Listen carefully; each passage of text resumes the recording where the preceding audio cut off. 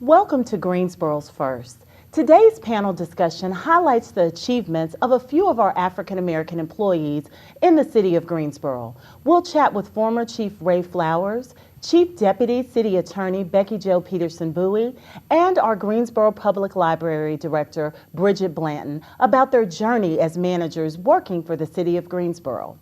We'll showcase their stories as a part of a larger effort to provide education about culture, ethnicity, and abilities. The City of Greensboro is a welcoming and inclusive workplace. We look forward to working with you and our entire Greensboro community. Now let's get started with our panel discussion. First, I'd like to ask our guests, and I'll start with Chief Ray Flowers, if they could introduce themselves and tell us a little bit about what your role was or currently is at the City of Greensboro. Ray Flowers. I was the former fire chief of Greensboro in the 90s, from 93 through 1999 when I retired. I was a member of the Greensboro Fire Department for 38 and a half years and retired in 1999. Before retiring, and the job that I had, I really enjoyed it. I love being a part of the city of Greensboro. And I was a part of the first African American class for the city of Greensboro, which began September 5th, 1961. And we were a part of a number of Greensboro firsts. So I've enjoyed my time. And we thank you for that time, Chief Flowers. Thank you. Bridget? I'm Bridget Blanton. I'm director of the Greensboro Public Library, better known as the Library and Museum Department. I've been with the City of Greensboro for 28 years, and I've literally worked my way up from a roster position to where I am today. Thank you. And Becky Jo. Hi, I'm Becky Jo Peterson Bowie. I go by Jo. I'm Chief Deputy City Attorney, and I've been here since April 13th, 1987. I went through the ranks too. I started as an assistant city attorney. I was promoted 4 years later to a deputy city attorney, and then I was promoted to chief deputy city attorney, which is the position I currently serve in. And I love what I'm doing because I wanted to be a lawyer ever since I was 9 years old. Wow. And I also have a love for teaching, and I get to do both in my role at the City of Greensboro. Yes, you do, and we collaborate quite a bit, and I'm sure we'll get into that a little later. So thank you, and thank you all for participating today in today's discussion. I first off wanted to start by asking you all about your career path, because you mentioned what your roles were and some of the things you did, especially on your career path at the City of Greensboro. Can each of you all, and we'll start again with Chief Flowers, tell us about your career path and maybe some of those unexpected and expected turns that you took while you were here at the City of Greensboro. Beginning as a firefighter in the city of Greensboro, of course, we started doing segregation. Station at Station 4 once we finished our training program.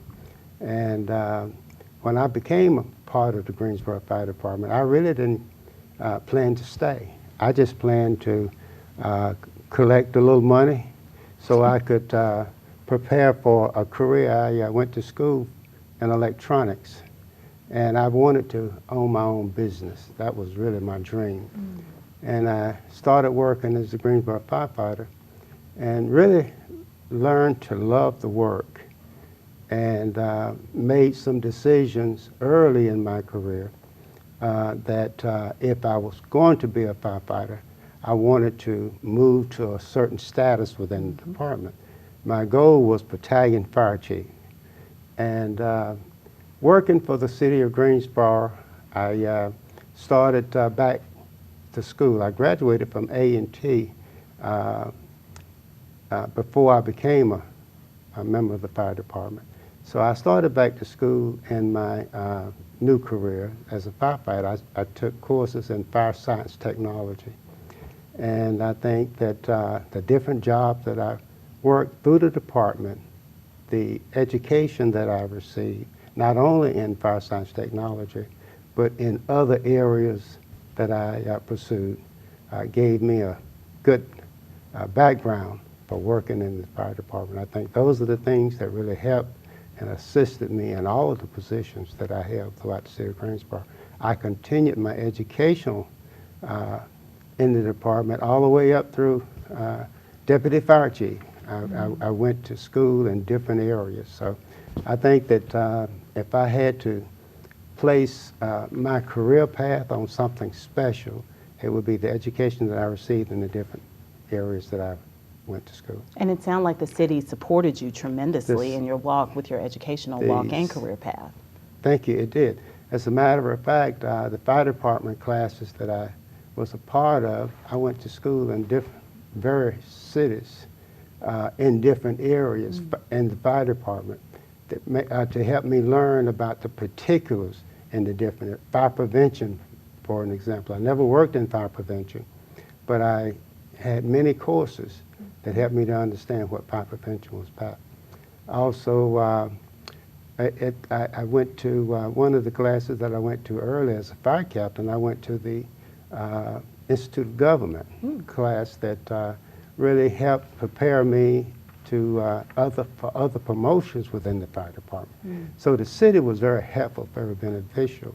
And then there were some courses I took on my own that really helped too. Good, good. And that's important. And Bridget, do you mind sharing with us about your journey? Well, actually, I graduated from college and was in my hometown looking for a position, and my aunt who lived in Greensboro said, come to Greensboro. So when I actually started with the city of Greensboro, it wasn't necessarily my intent to stay. It was an opportunity to work downtown in the library as an administrative assistant until I could find the job that I wanted.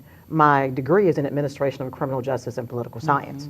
So not necessarily the library path, but as I had an opportunity to work in the library, even in the position as an administrative assistant, I was exposed to other opportunities to participate in planning workshops for staff. And I've always loved libraries. I've always, just knowledge and information has always intrigued me. But I never really thought about that career path. And one of the assistant directors came to me and said, have you considered applying? They had a couple new branches that were going to open. And have you considered applying? And so I put my name in and went through the application process, ended up working as a library associate at one of the branches. And as I watched the way that libraries change the lives of people, everybody comes in the door, they have a need, and they trust you. And so what I did was I asked Sandy Nirmer, who was the assistant director, 2 questions. I said, first, where do you see librarianship going in the next 5 years? And she gave me an answer. And I said, where do you see the Greensboro Public Library going in the next 5 years? And the reason for those questions to her was I was making a decision of whether or not I wanted to go to library school. Because a lot of people don't know that in libraries, in order to be considered a professional librarian, you have to have a master's in library science. Yes, you do. And I didn't want to make that decision without understanding exactly where we were going. And so that's what I did. So I worked full-time as an associate and went to library school and got a master's in library science. Had a couple of positions with the city, served as a computer coordinator at one of the branches, and then became a branch manager. Went back downtown as a project manager working on special projects, and then worked my way to assistant director, then deputy director, and now director. The opportunities through what Learning and Development offered as far as their leadership classes, being able to attend some national conferences where I was exposed to greater opportunity of what libraries could be. So when we came back and collaborated together as a team, it was like, wow, what can we do for the city of Greensboro, the residents that we serve, because as a public library, we actually serve all of Guilford County. So it's this great place to grow, and it's about knowledge. So the very thing that draws me to it is what we do to everybody else. We actually give you knowledge, give you that ability to access knowledge, and therefore I grow, they grow, and we serve a community. So it's been great. I couldn't do it anywhere else. And it's so fascinating because it's sounding like the paths were similar. You had that home training kind of here at the city, which is great as well too. And definitely last but not least, I'm curious to know if, Becky Jo, your path was similar as your predecessors talked about a few moments ago. Well, when I was growing up, my mother and father, who were both college graduates, they always asked us, what do you want to do when you grow up? And my mom was hit by a drunk driver when I was in the 3rd grade, and she let me go to court with her. And her attorney was from Wilson, North Carolina. And I was so impressed by how he helped her. I said, I want to be a lawyer someday. And I said I had to go to the law school he went to. He just so happened to have finished North Carolina Central University School of Law. So I knew I was going to Central Law School before I even knew where I was going to undergrad. Wow. I ended up going to Spelman College in Atlanta. And I went there because my father was a Morehouse man, and I have an older sister that finished Spelman. And because I wanted to do well, I asked the gentleman that I really admire, what should I do if I want to go to law school? He said, do something where you get a chance to write. And so I decided to major in something that interested me. And that's why I majored in history, but I always wanted to teach because both of my parents taught. So I got a degree in secondary education as my minor. Yes. So I always wanted to practice law and to teach. So I started out in a small law firm in Winston-Salem, North Carolina. I always wanted to be a litigator, and the gentleman whose practice was said, no, women aren't really suited for litigation, which bothered me. So I knew I wasn't going to stay there. Right, right. And my husband said, well, honey, why don't you go out on your own? And I said, okay, I will. So I went out on my own and was very successful because I was practically in district court every day, and people would see me and they say, may I have a card? And I got a lot of business. I was in the black the whole time I was in private practice. Wow. Unfortunately, when you're in private practice, you don't work standard hours. And I wanted a family and I wanted more standard hours, so I called a classmate of mine from law school that happened to work for state government, the Equal Employment Opportunity Division, and he told me about the job at the city of Greensboro. I applied, not expecting to get it, just kind of want to get my feet wet and start getting my interview skills sharpened. I came on the interview, and I'll never forget, I was cool, calm, and collected because it was just practice for me. That's you. And do you know, I was fortunate to be offered the job. And I started April 13th, 1987. It's funny because I was fortunate that my areas of assignment was exactly what I was doing in private practice. They had me handling claims for the city of Greensboro. I handled personal injury, property damage cases when I was in private practice. Because I was certified to teach, they got me involved in the city's in-house training program. I started teaching wills in the estates, helping people with sexual harassment. You name it, I was able to do it. And so I was able to get my two loves here at the city of Greensboro, litigation and teaching. And that was such wonderful conversation. Thank you all so very much. We're going to take a short break and we'll be back just in a few moments to continue our conversation with our Greensboro First.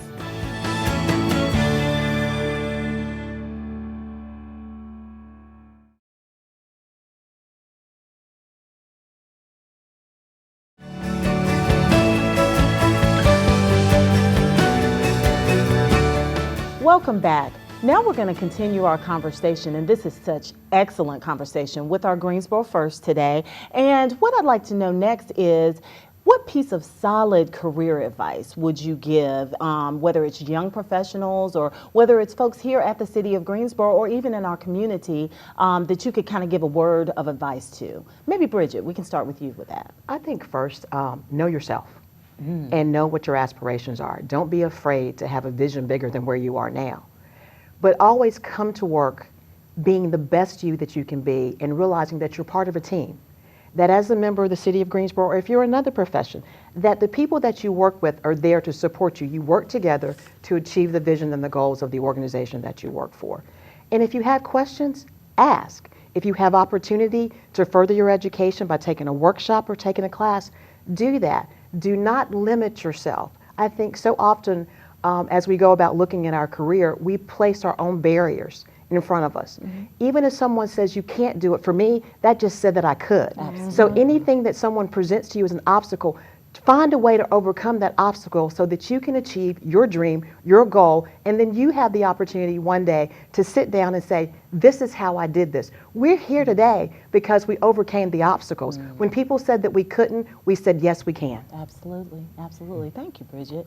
And Becky Jo, same question, but just a little different spin, because I know a lot of our work has been with our EEO and AA and diversity and inclusion. Is there any, of course, the advice you would give all of our listeners and everyone that's tuning in, but is there any specific advice that you will also give to women and minorities who might be out there watching as well, too?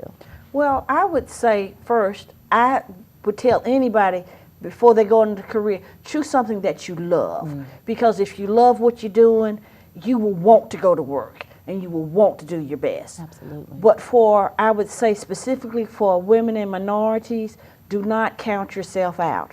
If there's something you want to do, go for it and always be prepared. Because sometimes people will tell you, well, no, you don't need to do that. That's not for you because you're a woman, or that's not for you because you're a person of color. Don't listen to that.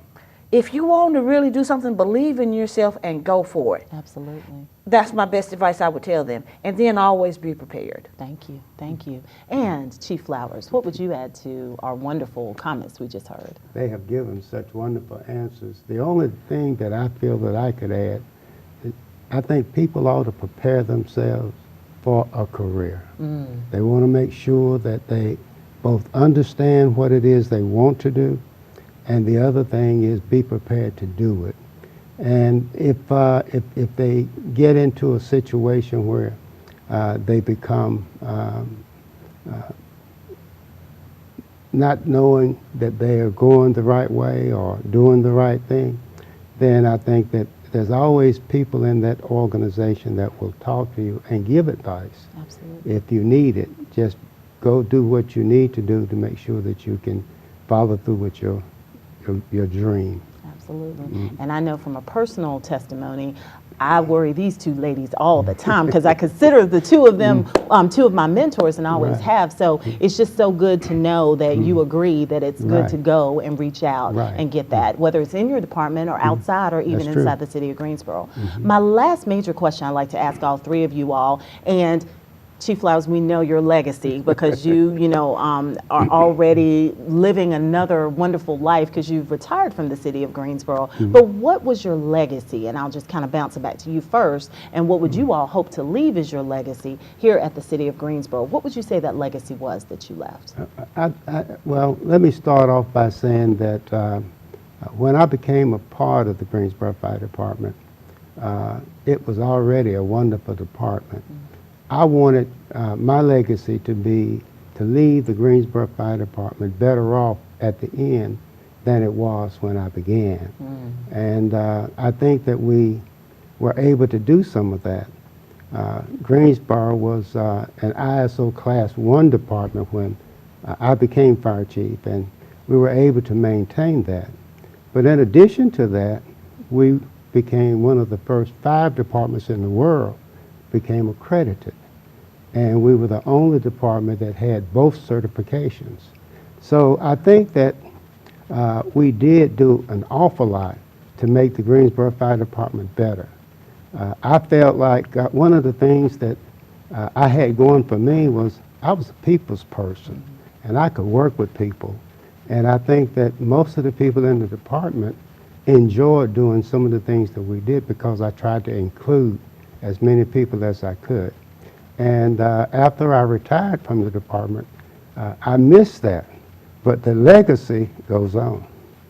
And you know you're always welcome back, Chief Flowers. Always welcome back. Always. And Becky Jo, legacy. That's a tough question, but I believe that my answer would be that I helped people along the way, and that everyone that I met, I treated with courtesy, dignity, and respect, and I met them where they were. And I can attest to that. Yes, you did. Thank you. Bridget. I would hope, because I actually started on such a large legacy left by the previous director, but a continuation of community involvement. But for me, the most important thing is humble servant leadership. That in order to serve the public, you have to be humble, and that you realize that your impact on a community and on the people that you work with, the people that you supervise as a manager, when you see them grow, when you see a community grow, then that's your legacy, is the continued growth and change in the community. Absolutely. And again, I'd like to thank you all so very much. Although this conversation was brief, I got so much out of it from each and every one of you all. And I wish we could go on and on for days and months and years, but I know we have to end. But again, thank you all so very much for sharing, because each and every one of you all were truly a Greensboro first for the city of Greensboro. And we thank you and we honor you for that. So thank you all so very much for listening and tuning in. And hopefully you'll learn a little tidbit or two from our Greensboro first.